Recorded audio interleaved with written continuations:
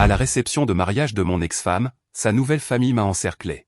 « Qu'est-ce que tu fiches ici » a ricané son frère. Elle est passée à un vrai homme. Ils se sont tous mis à rire en me pointant du doigt. Mais mon fils de 8 ans m'a soudainement attrapé la manche. « Papa, il faut qu'on parte, maintenant. Quelque chose de grave va se produire. Fais-moi confiance, papa. » J'ai hoché la tête et j'ai commencé à me diriger vers la sortie. Puis, soudain, c'est arrivé. Chapitre 1. L'invitation que j'aurais dû ignorer. Je n'étais pas censé être là.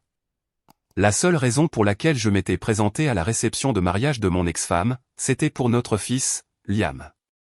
On lui avait demandé d'être le gardien des alliances. Et malgré tout ce qu'il y avait entre sa mère et moi, il voulait que je le voie dans son petit costume noir et ses lunettes de soleil. Le lieu était une salle de banquet luxueuse. Des lustres scintillants, un quatuor à cordes dans un coin, et des serveurs glissant entre les tables avec des flûtes de champagne. Je suis resté en retrait, les mains dans les poches, essayant de me fondre dans le décor. C'est à ce moment-là qu'ils sont arrivés. Sa nouvelle famille, le frère du marié, ses cousins, même son père, tous rôdant autour de moi comme des vautours. « Qu'est-ce que tu fiches ici » a ricané son frère, assez fort pour que les invités à proximité tournent la tête. Elle est passée à un vrai homme, a ajouté un autre cousin avec un sourire narquois. Puis les rires ont fusé, moqueurs, vifs, conçus pour blesser profondément. Je suis resté silencieux. Des années à ravaler ma fierté m'avaient appris que les mots étaient parfois vains avec des gens qui ne voulaient pas les entendre. Puis j'ai senti une petite main tirer sur ma manche. C'était Liam. Son visage était pâle, ses yeux balayant l'autre bout de la salle. « Papa, il faut qu'on parte, maintenant. » a-t-il murmuré avec urgence. « Pourquoi ? Qu'est-ce qui ne va pas » ai-je demandé en me penchant vers lui. Il a dégluti difficilement. « Quelque chose de grave va se produire. Fais-moi confiance, papa. » La conviction dans sa voix m'a glacé le sang. J'ai hoché la tête, mes instincts hurlant. J'ai pris sa main, j'ai commencé à me diriger vers la sortie, et puis c'est arrivé. Chapitre 2. Le fracas. Nous étions à mi-chemin des portes vitrées quand le son a retenti. Un craquement assourdissant. Pendant une fraction de seconde, toute la réception s'est figée. Puis un autre craquement, et le bruit du verre explosant au-dessus de nos têtes alors que l'énorme lustre au-dessus de la table d'honneur s'écrasait au sol. Des cris ont empli la salle. Les invités ont plongé sous les tables, les flûtes de champagne se brisant sur le sol en marbre. L'impact du lustre a secoué la pièce, faisant cliqueter l'argenterie et poussant le quatuor à se mettre à l'abri. Je me suis retourné juste à temps pour voir l'amas tordu de cristal et de métal gisant exactement là où la table d'honneur se trouvait quelques instants plus tôt. Sauf que mon ex-femme et son nouveau mari y étaient toujours. Du sang, du verre brisé. Le marié se tenant le bras, son costume blanc éclaboussé de rouge. Les cheveux parfaits de mon ex-femme emmêlés de tessons de cristal. La sécurité s'est précipitée à l'intérieur, suivie de quelques hommes en costume sombre qui ne faisaient clairement pas partie du personnel de restauration. Ils se déplaçaient avec une précision militaire, inspectant le plafond, vérifiant les sorties. À côté de moi, Liam s'accrochait à ma jambe, les yeux écarquillés. « Tu vois, papa, je te l'avais dit. » Il y avait dans sa voix plus que du soulagement. C'était de la certitude. Et c'est là que j'ai compris que Liam n'avait pas deviné que quelque chose de grave allait se produire. Il l'avait su. Chapitre 3. Le secret de Liam. Dehors, l'air hivernal nous mordait le visage alors que j'éloignais Liam du chaos. Les sirènes hurlaient au loin. Police, ambulance, peut-être même les pompiers. Je me suis accroupi à sa hauteur, en lui serrant les épaules. « Liam, comment savais-tu que ça allait arriver ?» Il a hésité, se mordillant la lèvre comme il le faisait quand il avait peur de dire la vérité. Puis sa voix est sortie dans un murmure. « Je les ai entendus hier soir. Maman, son nouveau mari, et un homme que je ne connaissais pas. Ils étaient dans la cuisine. J'étais censé dormir, mais j'avais soif, alors je suis allé chercher de l'eau. Ils disaient que ce serait poétique si tu étais blessé au mariage. Mon cœur s'est glacé. Moi ? Qu'est-ce que tu veux dire ? Les yeux de Liam se sont remplis de larmes. Ils ont dit qu'ils avaient payé quelqu'un pour faire tomber le lustre pendant le toast, mais ils ne savaient pas où tu serais assis. Et le mari de maman a dit, ça n'a pas d'importance.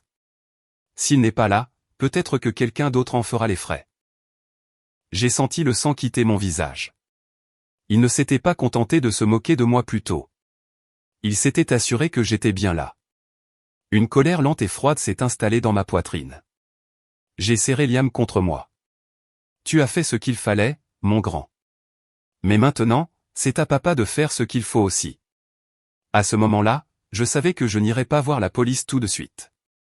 Il ne s'agirait pas seulement d'obtenir justice. Il s'agirait de les anéantir. Chapitre 4. Manœuvre discrète. J'ai déposé Liam chez ma sœur, Clara, avant de retourner vers la réception. Non pas pour y entrer, mais pour observer de loin. Les ambulanciers chargeaient mon ex-femme sur une civière. Elle hurlait, non pas de douleur, mais de rage. Son nouveau mari aboyait dans son téléphone, faisant les 100 pas comme un animal en cage. L'homme en costume sombre de tout à l'heure se tenait à côté d'eux, scrutant la foule avec la lassitude de quelqu'un qui a quelque chose à cacher. Je n'avais pas besoin de m'approcher. J'en avais assez pour commencer. Ce soir-là, j'ai appelé un vieil ami, Marcus, un ancien militaire, travaillant maintenant dans la sécurité privée. Le genre d'homme qui pouvait trouver des choses que la police ne pouvait ou ne voulait pas trouver. J'ai un boulot discret pour toi, ai-je demandé. Ça dépend, a-t-il répondu. C'est légal? Pas le moins du monde. Une pause, puis un petit rire. Envoie-moi les noms. Pendant que Marcus commençait à fouiller, j'ai joué la carte de la patience. Je suis resté silencieux. Je n'ai rien posté sur les réseaux sociaux. Je n'ai pas parlé à nos amis communs. Je les ai laissés penser que j'étais soit trop effrayé, soit trop humilié pour agir. Pendant ce temps, Marcus a tout découvert. Les dettes de jeu du marié, le compte offshore de mon ex-femme aux îles Caïmans. L'entrepreneur qu'ils avaient engagé pour le lustre, un cascadeur raté avec un casier judiciaire long comme le bras. Et le plus intéressant, c'est qu'ils avaient utilisé les fonds de l'entreprise du marié pour le payer. Cette dernière information valait de l'or.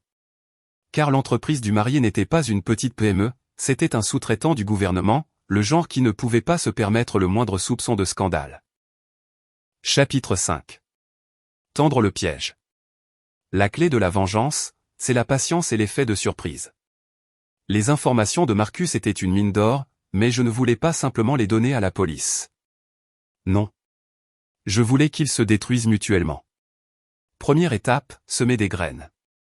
J'ai envoyé un colis anonyme au service de conformité de l'entreprise du marié, un joli petit dossier avec des copies de virements offshore, des photos de surveillance de casino et une facture de notre entrepreneur en lustre. La lettre d'accompagnement, examen immédiat pour détournement de fonds et fraude possible impliquant des fonds gouvernementaux. Deuxième étape, je me suis attaqué directement à mon ex-femme. D'un téléphone prépayé, je lui ai envoyé une seule photo, la page du solde de son compte au Caïman. En dessous, j'ai tapé « Je sais tout. Tu auras bientôt de leurs nouvelles ». Troisième étape, ma préférée. Marcus a arrangé une rencontre, fortuite.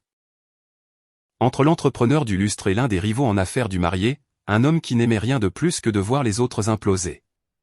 Un petit paiement et la promesse d'immunité, et notre cascadeur était soudainement très pressé de parler à tout le monde. Au moment où la vidéo du mariage a été mise en ligne, avec le crash du lustre, les journalistes locaux commençaient à fureter. Pour sauver sa peau, l'entrepreneur a tout déballé. Et sa première phrase à la presse fut « Ils m'ont payé pour s'assurer que quelqu'un soit blessé ».